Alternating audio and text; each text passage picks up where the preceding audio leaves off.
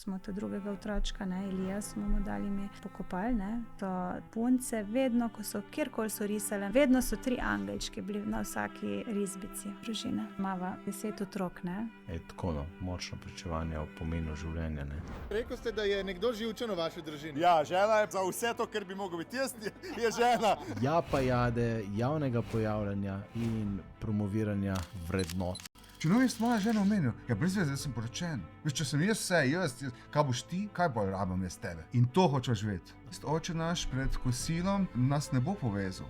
Povezan nas bo, če bomo nekam skupaj šli, če bomo nekaj skupaj naredili in se bomo v rezultatu tega dela veselili skupaj. Takrat sem pa spadla čisto na dno, izčrpana, bupana, krvi sem zgubila, kar nekaj bila to ena taka prelomnica v najinem zakonu, tudi in v najinem odnosu.